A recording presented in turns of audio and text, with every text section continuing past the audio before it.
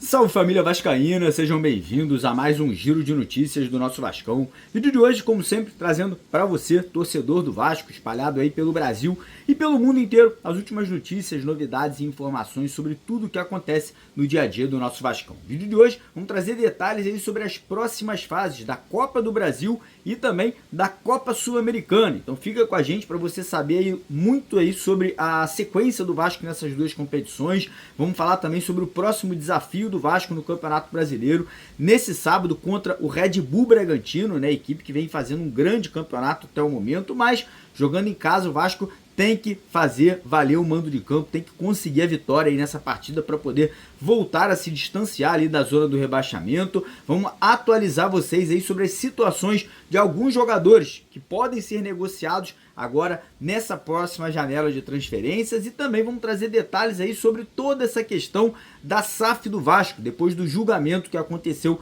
no último dia 28 de maio, mantendo o clube associativo no comando da Vasco da Gama SAF. Qual o impacto que isso pode vir a ter na venda do nosso futebol para um novo investidor? Então, primeiramente, quero convidar você que ainda não é inscrito aqui no nosso canal, você que ainda não segue a gente aqui no YouTube, para seguir a gente, vem fazer parte aqui da nossa família, porque todo dia tem vídeo aqui para vocês, de manhã, de tarde e no período da noite. Então corre lá embaixo, clica naquele botão vermelho escrito inscreva-se, venha fazer parte da nossa família e peço a sua colaboração, né? Eu peço a sua ajuda deixando aquele joinha, deixando aquele like no nosso vídeo, que é super importante para o crescimento e para a divulgação aqui do nosso trabalho. Combinado? E antes de começar o vídeo, deixar um recadinho aqui da empresa Mais Ágil, que ajuda você a sacar o seu FGTS de forma antecipada. Então quem está precisando de uma grana extra aí para pagar uma dívida, fazer uma obra, entre em contato com eles nesse número que está aqui na tela agora ou no primeiro link na descrição do vídeo, que a Mais Ágil vai ajudar você a sacar esse dinheiro, beleza?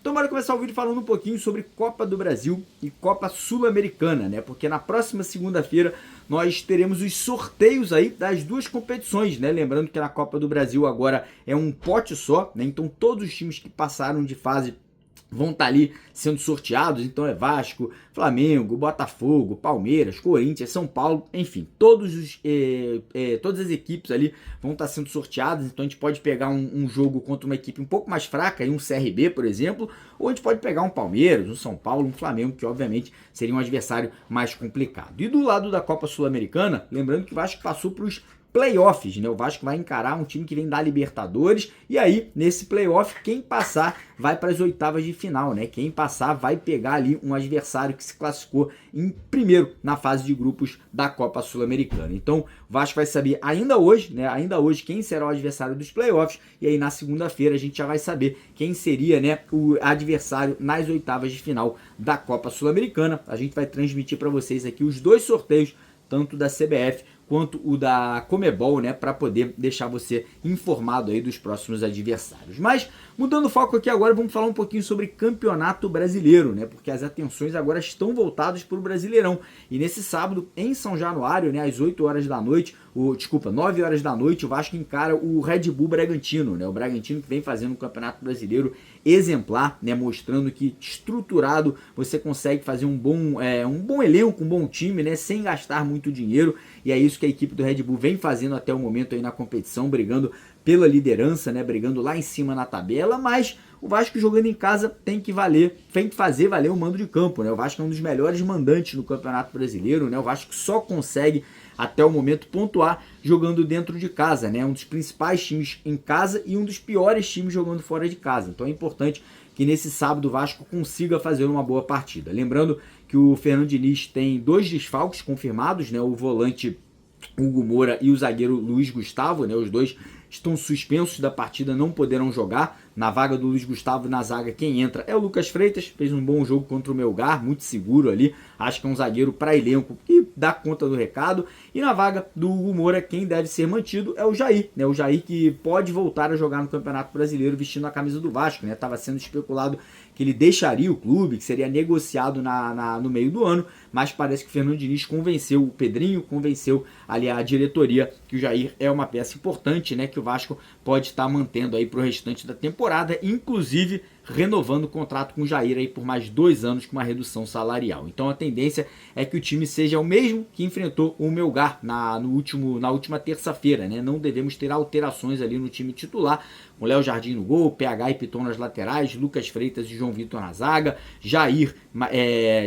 Tietê, Coutinho, Nuno Moreira no meio campo e Ryan e Pablo Verrete lá no ataque. Podemos ter novidades no banco de reservas, né? O Fernando Diniz tem ficado muito impressionado com um jogador do Sub-20, né? Um garoto aí que vem fazendo muitos gols, né? O Vasco chegou a vender esse garoto, né, para o futebol da Rússia, né? Acabou que a negociação melou, que é o atacante GB, né? Vem fazendo gol a toda a partida no Sub-20. Parece que o Fernando Diniz vai trazê-lo para o profissional aí para ser um reserva do Verrete, né? Para ser aí uma opção de jogador alto, jogador de área, jogador de boa finalização. Então a gente pode ter, né, o GB começando a ser relacionado pelas partidas aí do Campeonato Brasileiro pelo Fernando Diniz. Então a gente vai ficar de olho aí na lista dos relacionados agora amanhã, já para saber se o garoto terá ou não aí o nome dele incluído na lista dos jogadores que vão para essa partida contra o Red Bull Bragantino. Seguindo aqui o vídeo, falar um pouquinho sobre a situação de alguns atletas que podem ser negociados agora na janela do meio do ano, né? Como eu falei, a situação do Jair, né, estava muito próximo de deixar o Vasco, né? Estava muito próximo de ser negociado, mas parece que teve uma reviravolta, né? Parece que o Fernando Diniz convenceu o Pedrinho e a diretoria que o Jair é uma peça importante, né? E que vai ser bem utilizado pelo Fernando Diniz, o que não aconteceu com o Jair, com outros treinadores que passaram pelo Vasco. Então o Fernando Diniz conta com o jogador e o Jair agora deve continuar no Vasco, né? Ele estava ali com uma proposta do Ceará, mas como eu falei, a tendência é que ele não saia do Vasco nesse meio de ano. Outros jogadores que também podem sair: Léo Jardim, jogador até agora não renovou o contrato com o Vasco, né? Foram 4 tentativas, nenhuma delas foram aceitas ali pelo empresário do Léo Jardim. Ele tem aí sondagens do futebol da Itália, da França e também de Portugal. Então pode ser que aconteça aí a saída do Léo Jardim agora no meio do ano. Tem a situação do Jean Davi, como vocês sabem, né? O atacante chileno tem aí sondagens do Colo-Colo do Chile e também de um time do México, né? O Vasco estuda a possibilidade de tentar incluir o Jean Davi numa troca, ou com o Toluca ou com o América do México, né? O Vasco tem interesse no Elinho, atacante brasileiro que joga no Toluca, e também no Brian Rodrigues, atacante uruguaio que joga no América do México. E a situação aí de outros 2 jogadores, esses que seriam vendas e vendas multimilionárias, né, que é o atacante Ryan, né, chegou proposta do Besiktas, o Vasco já falou que não quer negociar por menos de 100 milhões de reais, então a tendência é que o Ryan continue até o final do ano, até porque o Fernando Diniz pediu a permanência do jogador, está confiante que o Ryan pode ser uma joia aí, que pode até chegar a uma seleção brasileira ainda esse ano aí, né? Pode ser convocado pelo Carlos Ancelotti. E tem também o Lucas Piton, né? Esse que tem muitas sondagens do futebol italiano, né? E o Vasco, obviamente, se chegar a um valor ali que entende ser uma boa negociação, ali 60, 70, 80 milhões de reais, pode ser que o Lucas Piton venha a ser negociado agora nessa janela de meio de ano. Mas, seguindo aqui o vídeo, falar um pouquinho sobre o impacto da decisão judicial que a gente teve aí no último dia 28 de maio. Como vocês sabem, o Tribunal de Justiça do Rio de Janeiro, né, o TJRJ,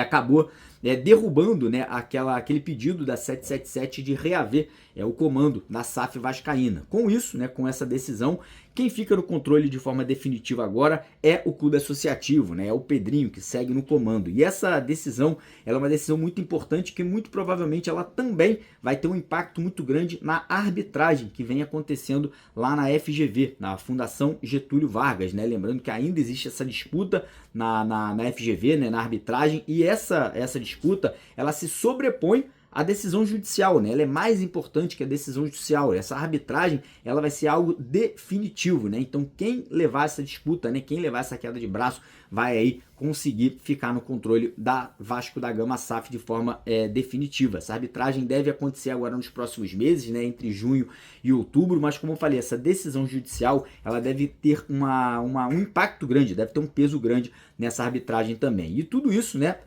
nos leva a crer que o clube associativo vai acabar, né, em algum momento sentando para tentar negociar com a ECAP, com a 777 ali, um possível acordo para que a venda venha acontecer, né, nesse restante de 2025, né? Existem muitos interessados, existem aí grupos de investimentos, investidores, né, pessoa jurídica, né, pessoa física ali, que é o caso do Marinax e alguns outros ali que demonstraram interesse. Então essa decisão aí, como eu falei, na justiça, que vai ter um impacto também na arbitragem, podem nos levar aí a acelerar, né, avançar nesses processos de negociação da venda do nosso futebol. Beleza, rapaziada? Antes de terminar o vídeo, queria agradecer a quem ficou aqui até o final, pedir para você não esquecer de deixar o like, se inscrever no nosso canal e vamos para cima, porque aqui é Vasco. Valeu!